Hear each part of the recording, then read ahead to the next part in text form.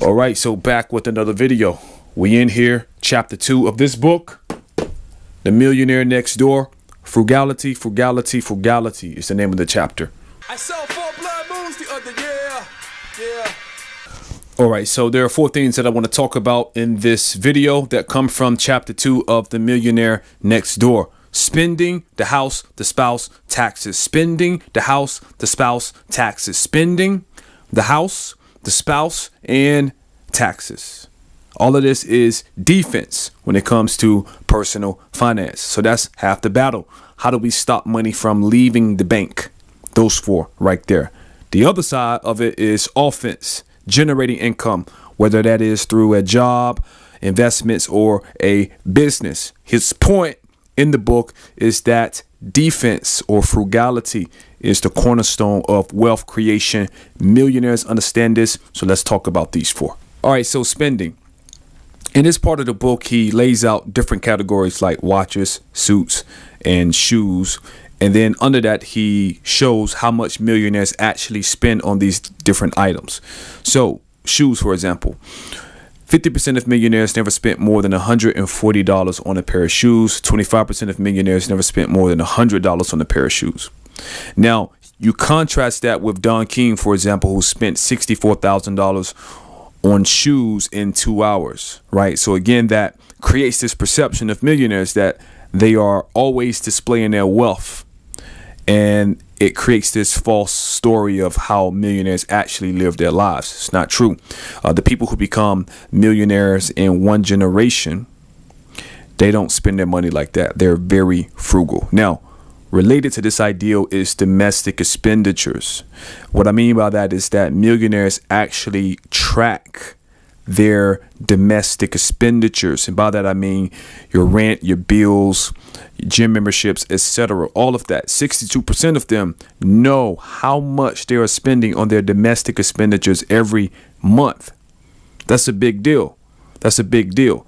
Now, I have a video about how I do this. So I have an app that I use called Toe Shield. It's in the card below, above, and you can see how I track my money. Now, let's talk about the next one. All right, so spending, the house. So the big ideal here is that do not purchase a house that is more than twice your taxable annual income. If you want to become wealthy in one generation, do not purchase a house that is more than twice of your taxable annual income. Here's what he said that's very powerful. Your neighbor purchased their expensive house after they became wealthy. You are purchasing an expensive house with the anticipation of becoming wealthy. That's a key fundamental difference to know. All right. And why is that?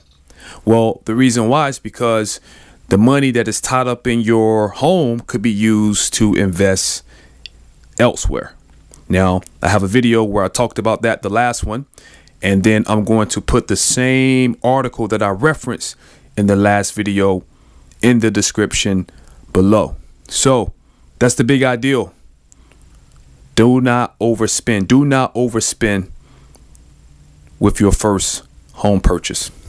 All right. So spending, the house, the spouse. OK, so what does he mean by that? So basically, when he was interviewing the millionaires, he noticed that both husband and wife were on one accord when it came to how they thought about money.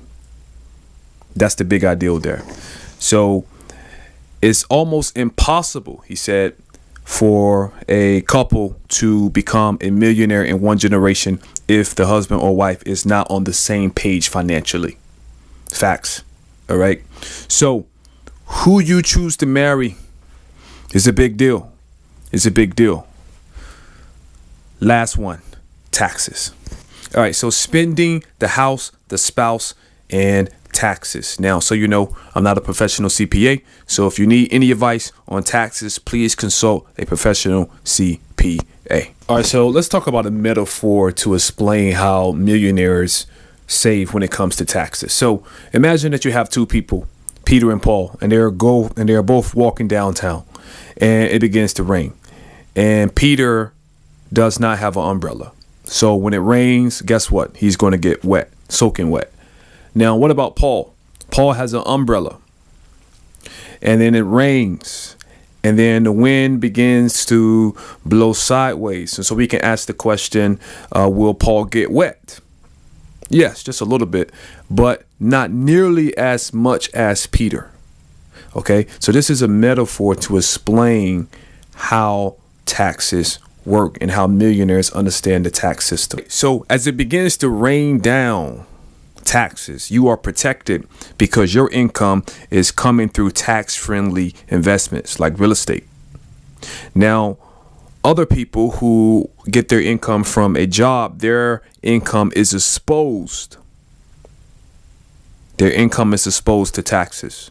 All right. So that's the big ideal there, is that when you think about becoming wealthy or becoming a millionaire, your income, the majority of your income needs to come through tax-friendly investments so that you can save on taxes, which is more money in your pocket, which in turn gives you more money to invest. So I'm done with this video.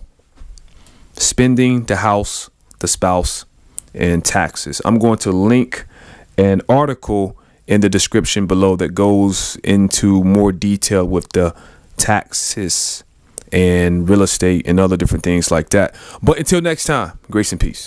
If I click on debt, you can see that 33% of my income went to debt last month. Now I'm trying to get that to 70% this month.